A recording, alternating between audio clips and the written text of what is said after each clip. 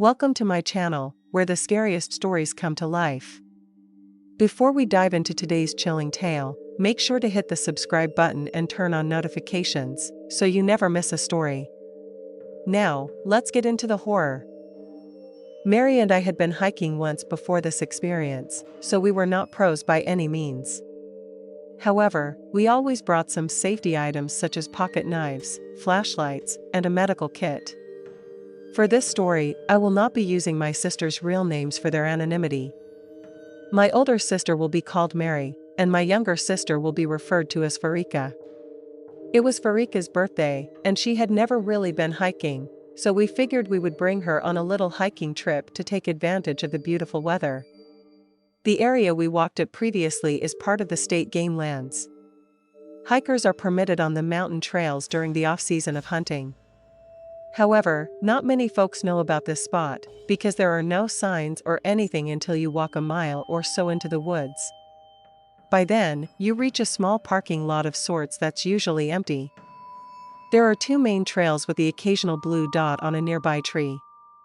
If not for these spray-painted dots to mark the path, you might never know this was a trail because of how little use it gets. Probably not the best first hiking spot for a couple of newbies like us. Still, it's super close to us and makes for a quiet hike with lots of scenery.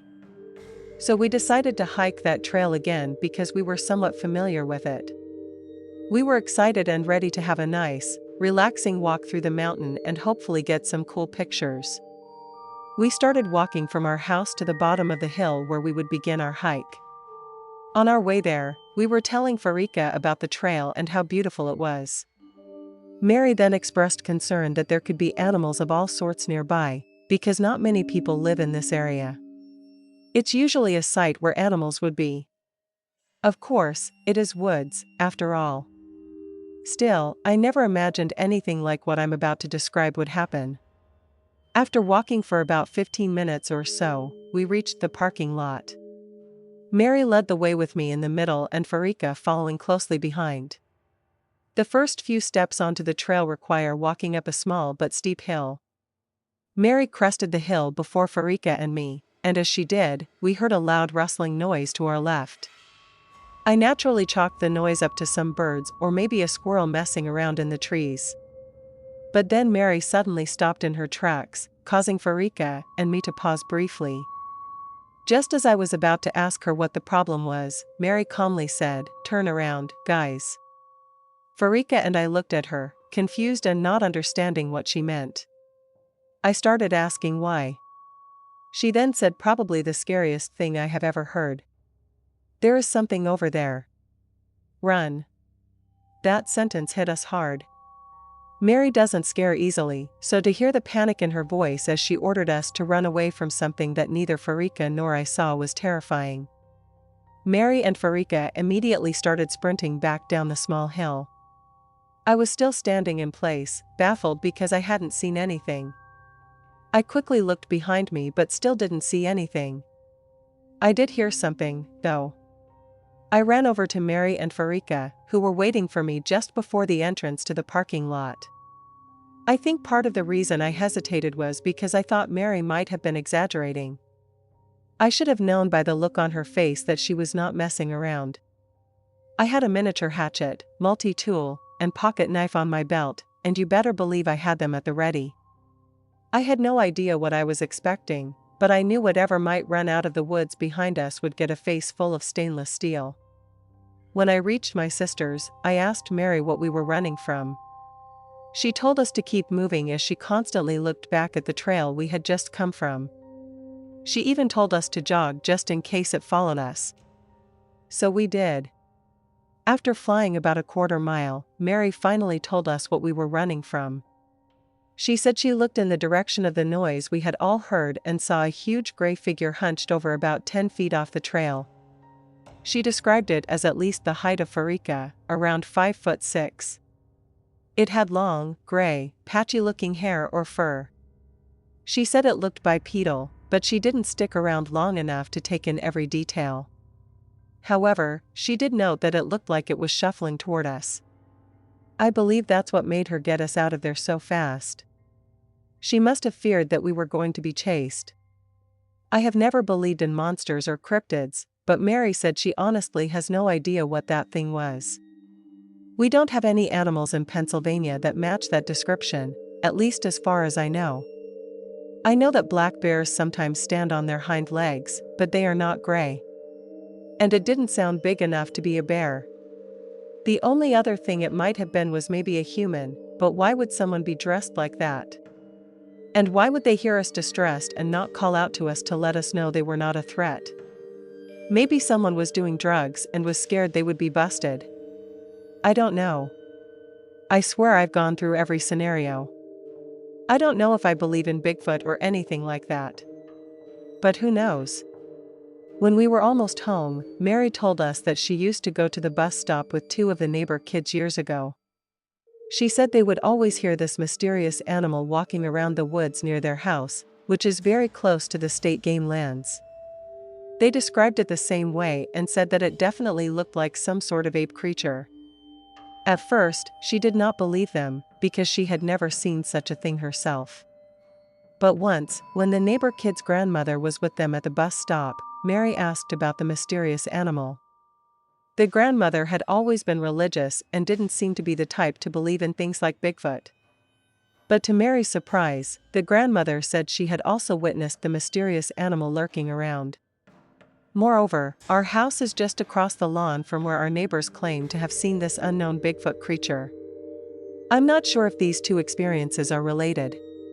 That was many years ago. But could the figure Mary encountered in the woods tonight be the mysterious animal they saw all those years ago? Maybe it was a human or an animal. Who knows for sure? What I do know is I don't think I'll ever be hiking on the state game lands anytime soon. When I was 21 years old, I decided to go out with a bunch of friends into the woods. We planned to hang out after dark. We all had booze and flashlights, two of us had guns, and I had my knife. The walk through the woods was long, but it led to a cliff with a beautiful view of the sunset. We were going to drink and get high, nothing too crazy, just a little weed. We made it to the spot with no problem. At the top of the cliff, there was a big rock you could stand behind, completely hidden from view.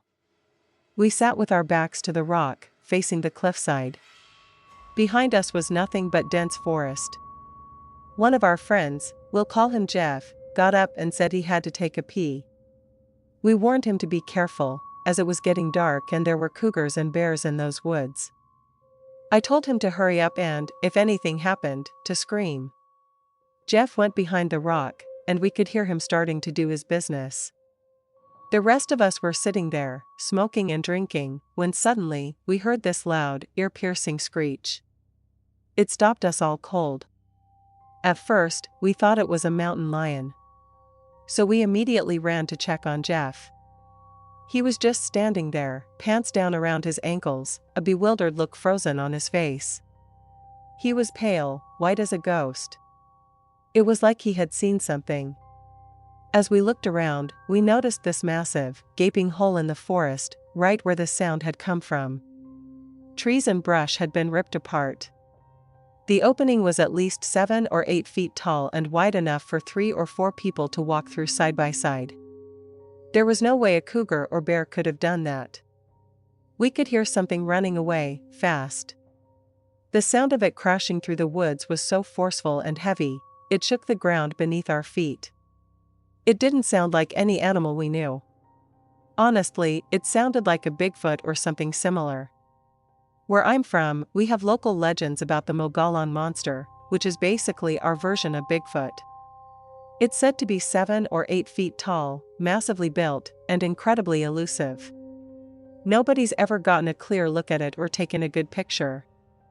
We don't know what happened that night. Jeff refuses to talk about it to this day. He never told us what he saw. Some of us tried to chase whatever it was, but it was too fast. Much faster than us, and we were running full speed. We never caught it. We never saw it again.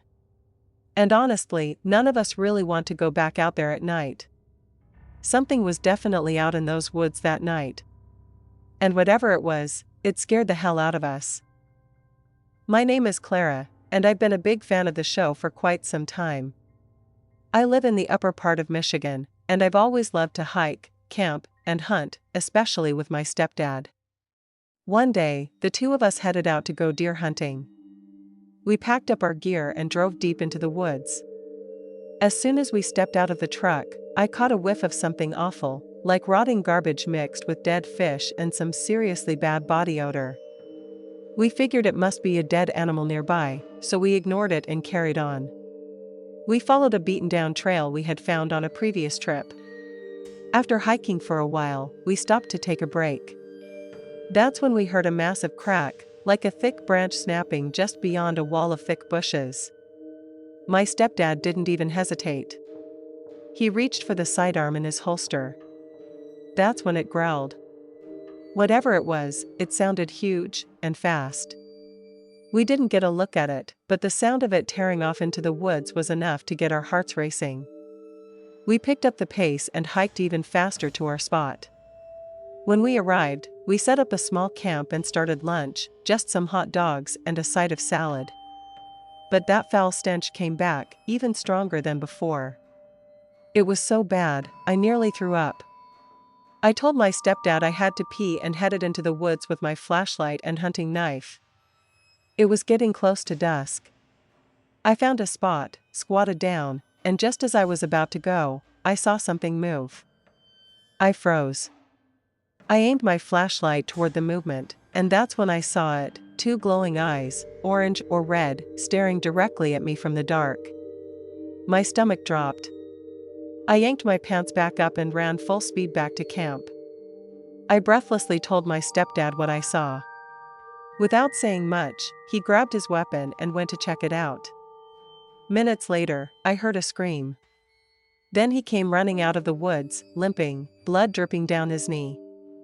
I rushed to him, asking what had happened, but he didn't say a word.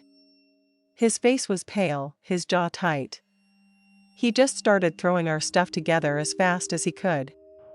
We left camp immediately, walking quickly back toward the truck. Halfway there, the woods were suddenly filled with a loud, guttural howl, a sound I've never heard before in my life.